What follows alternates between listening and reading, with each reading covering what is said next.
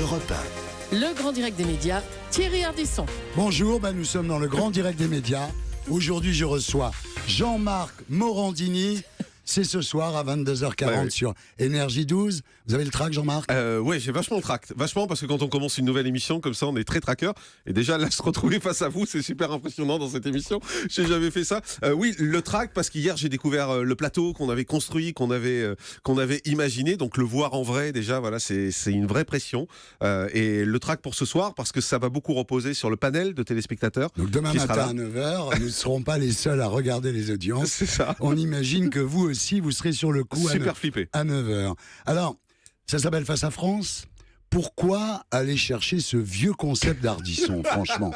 Est-ce qu'il n'y a pas mieux à faire à la télévision en 2015? Bah écoutez, Thierry Ardisson était super novateur avec ce concept en fait. Le faillot. Bah écoutez, qu'est-ce que vous voulez que je dise? Non mais c'est vrai. En fait, pour vous raconter la réalité de l'histoire, c'est qu'on a commencé à travailler sur un projet de talk show de deuxième partie de soirée. On s'était mis d'accord avec Énergie 12.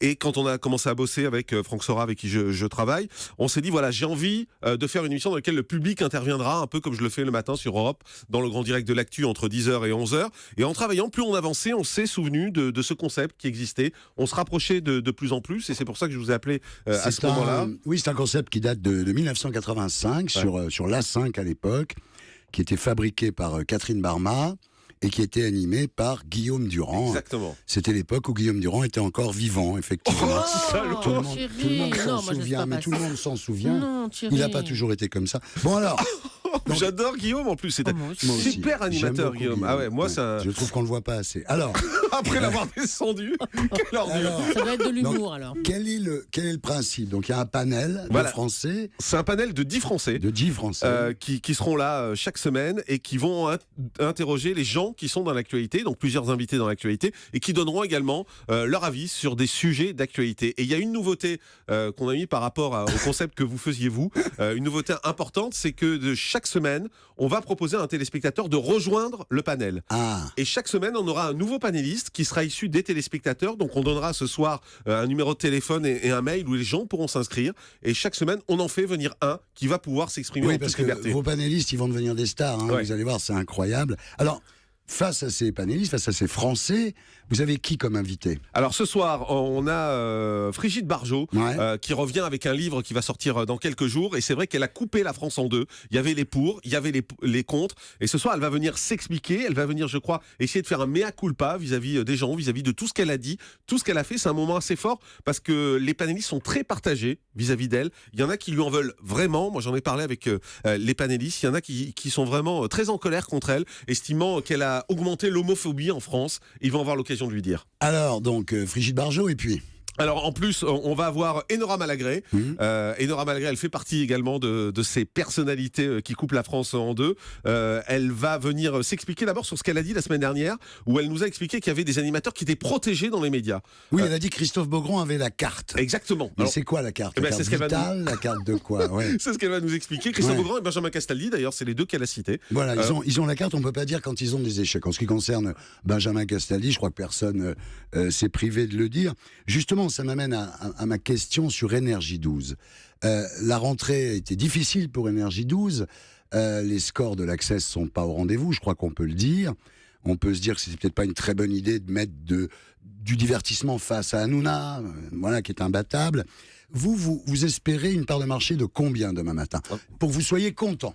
Une part de marché supérieure à la moyenne de la chaîne. D'accord. Voilà. Qui est de? Aujourd'hui, c'est autour de 1,6 à peu près de part de Donc marché. si vous faites 2, vous avez le roi du monde. Ah ouais, c'est clair, c'est clair. Bon bah Et écoutez. il y aura Jean-Marie Bigard aussi qui sera Ah oui. invité ce Ah soir. ouais, bah, je fais mal mon boulot. Je suis On l'a pas dit. décidément beaucoup moins bon que vous. Parce qu'il y a 3 invités qui seront là Oui, ce soir. pardon. Donc Jean-Marie Bigard sera là parce qu'on va rebondir sur le sondage qui a été fait la semaine dernière. Le sondage qui affirmait qu'on pouvait rire mais pas de tout et qu'il y avait des sujets tabous en France, en particulier en ce qui concerne la religion. C'est des sujets auxquels on ne peut pas toucher. Et donc Jean-Marie Bigard, qui lui a souvent transgressé, a souvent fait scandale. On pense à son lâcher de salope en particulier qui là avait fait scandale. Il va venir venir nous dire quelles sont les limites, jusqu'où on peut aller. Et puis on verra avec le panel s'il choque encore le panel ou si aujourd'hui c'est du passé. Et quelles sont ses limites à lui dans l'humour. Est-ce que vous allez lui parler de la désaffection du public à son endroit ou non? C'est pas trop le thème. En tout cas, le panel abordera les sujets qu'il souhaite. Alors, est-ce que vous préparez les questions avec les Français un petit peu? Alors, la façon de procéder, c'est-à-dire que quand on a les invités, moi, je vois le panel et je discute avec eux. Ils nous disent quels sont les sujets qu'ils ont envie d'aborder. Ils nous expliquent également comment ils veulent aborder les sujets. Et puis, on est en direct. Enfin, c'est important de le préciser parce qu'aujourd'hui, il y a très peu d'émissions en direct et c'est un vrai risque que prennent les invités. Pour tout vous dire, on a eu un peu de mal sur la première parce que les premières émissions, c'est toujours très difficile de les convaincre. Puis après, c'est mieux. Alors, il y a quand même un grand retour des talk-shows en deuxième partie de soirée. Le vôtre en est un exemple. Il y a Antoine Decaune qui va présenter une émission sur Canal en crypté. Il y a Natacha Polony qui va faire Polonium sur Paris Première. Il y a De Chavannes, il y a l'Arlésienne de TF1. On explique toujours que De Chavannes doit faire un talk-show en deuxième partie de soirée. On l'a toujours pas vu, mais enfin, ça peut arriver. Ça va arriver dans le mois qui vient, paraît-il, du côté de TF1. Ils ont tourné un pilote. Ils ont déjà, tourné un pilote, oui, qui s'est pas très bien passé. Visiblement, ça a été un peu tendu entre Francis Lalanne et l'un des invités. Et visiblement, ça devrait arriver, normalement. Donc, vous expliquez comment ce retour des talk-shows de deuxième partie de soirée? Écoutez, je crois que moi j'ai toujours pensé que la télé c'est un problème de cycle. C'est-à-dire qu'on a eu le cycle télé-réalité qui a duré 4-5 ans au top et puis qui ensuite s'est effondré. Et là c'est le retour des talk-shows. Les gens ont envie de débattre, ont envie d'entendre parler. En plus on approche d'une année électorale, donc il y a beaucoup de sujets de société forts. Il y a des sujets qui interpellent les gens, que ce soit l'immigration, la sécurité. Et ces sujets-là, on a envie d'en débattre aujourd'hui à la télé. Et ça manque d'espace, de liberté pour ça. Donc aujourd'hui, qu'est-ce qui reste comme talk-show? Il reste vous sur Canal. Vous avez fait un record d'ailleurs samedi au passage. C'est vrai, enfin je suis pas là pour dire ça parce que je présente. Non mais c'est pour ça que c'est moi qui le dis. Voilà. Et il y a Laurent Ruquier qui marche bien aussi, qui a fait 1,6 million samedi soir. Bien sûr. Donc à part ça, on parle où aujourd'hui à la télé? On part sur les chaînes d'info, mais c'est un ton un peu différent. Et puis l'avantage des talk-shows, c'est que quand même que ça coûte rien, quoi. C'est-à-dire que pour une chaîne de télé, pour Énergie 12, franchement, c'est un gros investissement. Vous avez un gros budget? Oui, on a un gros budget parce qu'on est en direct. Donc ça veut dire qu'on les fait une par une. Ça veut dire qu'on studio chez Énergie 12, qui est quand même très avantageux, c'est-à-dire qu'ils ont leur propre studio. Ah oui, mais il fait 6 mètres carrés. Hein. Vous n'êtes pas dans le studio d'Énergie 12? On n'est pas du tout dans le studio d'Énergie 12. Vous avez échappé au studio d'Énergie 12? Oui, parce que c'est pas possible. Vous êtes où, au Palais des Congrès? On est au Palais des Congrès, en fait. Oui, c'est mieux. C'est autre chose. On est en direct du Palais des Congrès avec 100 personnes dans le public.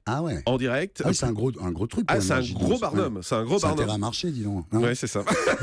Vous avez signé pour combien d'émissions, Jean-Marc? On a signé jusqu'à la fin du mois de décembre, ce qui est logique en télé. En général, il y a des saisons qui sont en décembre et ensuite c'est jusqu'en juin si ça marche, mais on espère qu'ils re-signeront derrière. Écoutez, je vous dis merde.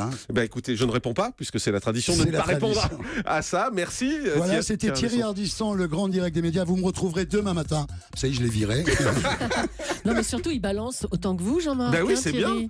J'essaie d'être à la hauteur de Jean-Marc Morandini, que j'écoute tous les matins. Et donc, comme je l'ai déjà dit 20 fois, le site est vraiment là où je vais. Je pense qu'avec YouPorn, c'est l'endroit, c'est le site que je fréquente le plus. C'est comparable ou pas? Non, peut-être pas quand même. C'est jouissif. Les deux sont jouissifs. Je vais le prendre comme joker, peut-être finalement. Je vais dire à Thomas Joubert de rester chez lui. Il est très bien, Thomas. Thomas fait la gueule. En joker de Thomas, alors. En joker de Thomas. Nous sommes une famille de jokers chez les Ardisson. C'est ça, exactement. Merci Thierry. Restez parce que dans un instant, vous allez devoir lancer le Faites le taire, qui est l'humour. Le Faites le taire. Il n'a pas fini là, Thierry? Il va faire Faites le taire. D'accord.